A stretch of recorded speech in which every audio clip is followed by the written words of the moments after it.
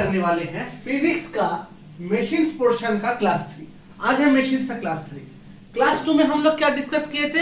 Yes, class 2 में हम लोग डिस्कस किए थे एफिशिएंसी के बारे में, वर्क आउटपुट के बारे में, वर्क इनपुट के बारे में, और भी ऐसे कुछ टॉपिक्स जो कि काफी इंपॉर्टेंट थे मशीन्स चैप्टर में।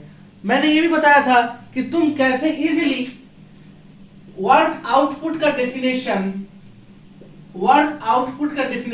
और वर्क इनपुट का डेफिनेशन बहुत इजी तरीके से याद कर सकते हो। तो ये जो दो टर्म्स है ये तुम दोनों को मेरे पिछले वीडियो में जाके, दैट इज मशीन्स क्लास 2 में जाके उसको देखना है। आज हम लोग जो डिस्कस करेंगे वो है मशीन्स का नेक्स्ट पोर्शन, जो कि है हम लोग का एफिशिएंसी, मैकेनिकल एडवांटेज और वेलोसिटी रेशियो का आपस में एक रिलेशनशिप। ये रिलेशनशिप का डेरिवेशन बहुत ही इंपॉर्टेंट है, जो कि आईसीएसई बोर्ड में बहुत ही आता है, ये देखना ही है। मैं वो डेरिवेशन सिखा रहा हूं कैसे इजीली करना है, ठीक है? तो क्वेश्चन लिख लो, बहुत ही इंपॉर्टेंट क्वेश्चन है ये। क्वेश्चन लिख लो, डिड्यूस या फिर derive the relationship between ma, that is mechanical advantage, vr, that is velocity ratio, and efficiency।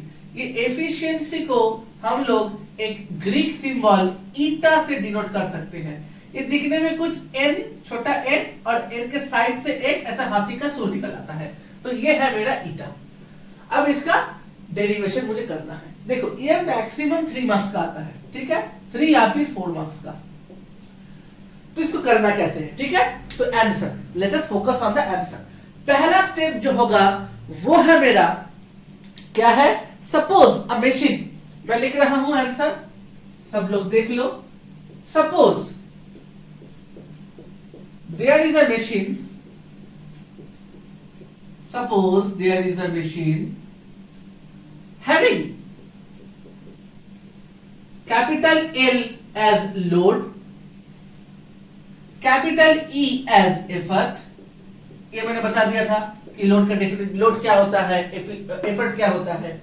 और D सफिक्स E, ये D सफिक्स E क्या है? यस, ये D सफिक्स है द डिस्प्लेसमेंट ऑफ एफर्ट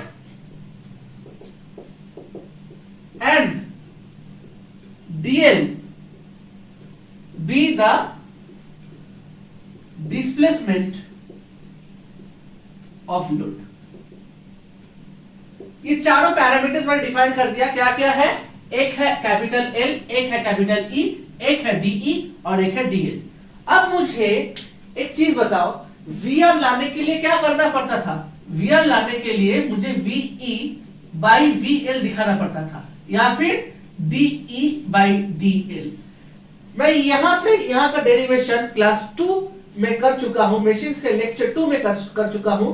तो इसके लिए मुझे चाहिए एक आर्बिट्ररी टाइम, मुझे एक आर्बिट्ररी टाइम का रिक्वायरमेंट है। तो मैं ये जो आर्बिट्ररी टी है इसको मैं यहां पे एडजस्ट कर रहा हूं by saying that let the time required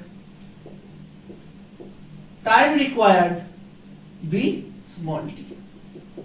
ये है मेरा गिवन पैरामीटर्स, ये 5 है मेरा गिवन पैरामीटर्स। अब मुझे यहां से ये जो रिलेशन है, इनके आपस में जो रिलेशन है, ये मुझे डिड्यूस करना है। देखो ये होता कैसे है। पहला बात मुझे सब डिफाइन करना है कि suppose there is a machine having L as load, E as effort, DE as the displacement of effort, DL be the displacement of the load, and let E be the required time। ये required time किस चीज के लिए है? ये जो displacement of load हो रहा है, ये जो displacement of E हो रहा है, इसको करने के लिए जो मुझे टाइम की जरूरत है वो है मेरा स्मॉल t। यहां तक क्लियर है? आते हैं नेक्स्ट स्टेप पे। नेक्स्ट स्टेप पे क्या होगा? मुझे वर्क आउटपुट और वर्क इनपुट को मुझे यहाँ पे डिफाइन करना पड़ेगा। क्या करना पड़ेगा? मुझे यहाँ पे वर्क आउटपुट और वर्क इनपुट को मुझे डिफाइन करना पड़ेगा। तो वर्क इनपुट क्या है? वर्क इनपुट क्या है? देयरफॉर वर्क इनपुट इज, बहुत अच्छे से देखना, मैंने पिछले क्लास में डिस्कस किया था कि वर्क इनपुट जो है वर्क इनपुट जो है ये एक मशीन था, यहां पे एक एफर्ट है, यहां पे एक लोड है, ठीक है। मैंने कैसे एरो करके कुछ बताया था जो कि याद होना चाहिए। तो वर्क इनपुट यहां पे था, ये एरो का जो बेस है वो मुझे बाय लिखना था, एरो का जो टॉप हेड है वो मुझे ऑन लिखना है। That is work input is the work amount of work done by the effort on the machine, और ये था मेरा वर्क आउटपुट जो कि है अगेन मेरा जो एरो हेड है वो मेरा ऑन है, मेरा जो एरो बेस है वो बन जाएगा मेरा बाय। तो work output is the amount of work done on the load by the machine. तो वर्क आउटपुट देखो कैसे बन रहा है, एफर्ट से बन रहा है, और it is the amount of work done by the effort on the machine, मतलब बेसिकली एफर्ट से बनता है। तो मेरा जो वर्क इनपुट का जो गिवन फॉर्मूला होगा वो ऑब्वियसली एफर्ट से बनेगा, नॉट विथ लोड। तो क्या है देखो, यहां पे मैं क्या कर रहा हूं, वर्क इनपुट को मैं एफर्ट के टर्म्स में लिख रहा हूं, that is E into DE। ये वर्क इनपुट का फॉर्मूला है। क्या है, एफर्ट का जो फोर्स है, एफर्ट एक फोर्स है, हम सब लोगों को मालूम है, एफर्ट एक फोर्स है और DE इज द डिस्प्लेसमेंट। अब तुम मुझे बताओ कि सर ये फॉर्मूला कैसे आ रहा है। ये फॉर्मूला आ रहा है मेशिन्स के पिछले चैप्टर से जो कि है वर्क पावर और एनर्जी। वहां पे फॉर्मूला था that W is equals to F into S, where W is the work done, F is the force and S is the displacement। वहीं से A आ रहा है, work done is the force into displacement, ऐसे आ रहा है। तो automatically मेरा work output क्या बनेगा, वर्क आउटपुट क्या बनेगा, ये बनेगा L into D suffix L। ये समझ में आ गया। तो वर्क इनपुट क्या बन रहा है मेरा, effort into displacement of effort by work output is equals to load into displacement of load. अब हम लोगों को क्या करना है, बहुत अच्छे तरीके से देखो, अब हम लोगों को क्या करना है, एफिशिएंसी का डेफिनेशन काम में लाना है। एफिशिएंसी का डेफिनेशन क्या था, let us use definition of efficiency, let us use the definition किसका, yes, definition of efficiency. Let us use the definition of efficiency. अब डेफिनेशन ऑफ एफिशिएंसी क्या था, देखो ये था efficiency that is eta is equals to work output by, generally ये formula हम लोग को याद होना चाहिए, बाय वर्क इनपुट। अब ये जो गिवन डेटा है मेरा E into DE and L into DL, ये मैं यहां पे सब्स्टिट्यूट कर रहा हूं, वो क्या बनेगा मेरा L into DL by E into DE। अब देखो मैं इसको सिंपल तरीके से इसको मैं स्प्लिट करने वाला हूं। कैसे स्प्लिट करने वाला हूं, L by E into DL by DE। यहां तक क्लियर हो जाना चाहिए। मैं और एक बार बता रहा हूं, मैंने पहले से क्या किया, suppose there is a machine having L as load, E as effort, DE the displacement of effort and DL with the displacement of load। ये चार मेरे गिवन पैरामीटर्स है, और भी मुझे एक पैरामीटर लेना पड़ेगा, नहीं तो मेरा वेलोसिटी रेशियो कैसे आएगा। Let the time required BT, let the time required BT, work input is equals to work input is equals to E into DE and work output is equals to L into DL।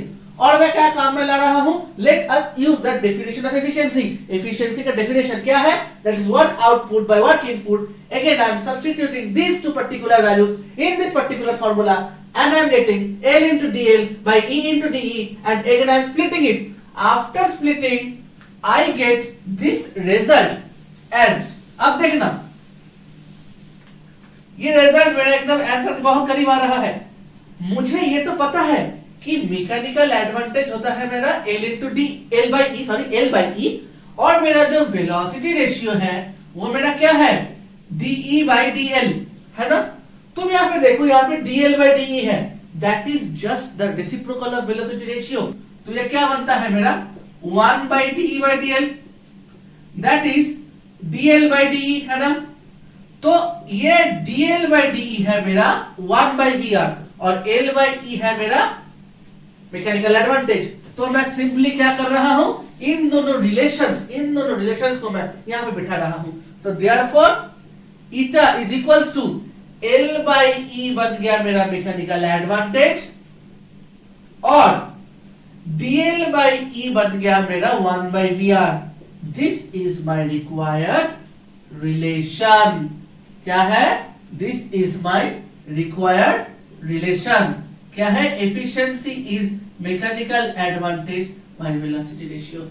ये deduction बहुत ही important है ICC वालों के लिए। ये आता है कितने मार्क्स का? मैंने बता दिया, 3 मार्क्स का या 4 मार्क्स का। इसको मैं और भी एक तरीके से लिख सकता हूं। क्या है? मैकेनिकल सिंपल क्रॉस मल्टीप्लाई करके mechanical advantage is eta into V R. ये बहुत ही इंपॉर्टेंट है, ठीक है। अभी मैं कुछ चीज बताने वाला हूं, वो थोड़ा ध्यान से सुनना। क्या है? अभी मैं बताने वाला हूं कि एक्चुअल मशीन और आइडियल मशीन क्या है। एक्चुअल मशीन मतलब वो है, एक सिंपल शब्दों में, ठीक है। मैं इसको लेकर नेक्स्ट क्लास में कंटिन्यू करूंगा। अभी थोड़ा बेसिक समझ लो। एक्चुअल मशीन क्या है? जिसका एफिशिएंसी जो है वो हमेशा लेस देन 100% होगा। मतलब ये जो मशीन है वो वास्तविक रूप से इस पृथ्वी पर एग्जिस्ट करते हैं, मतलब this are the actual machines. और आइडियल मशीन मतलब जहां से मेरा मशीन कॉन्सेप्ट का आविष्कार हुआ वो है मेरा आइडियल मशीन। यहां पे क्या होता है? Eta is equals to 100%। देखो क्यों ये होता है, क्यों हमेशा efficiency for actual machines less than 100% होता है, क्यों हमेशा आइडियल मशीन्स का एफिशिएंसी जो होता है वो इक्वल्स टू 100% होता है, इसको लेकर मैं अगले वीडियो में डिस्कस करूंगा। आज के लिए इतना ही।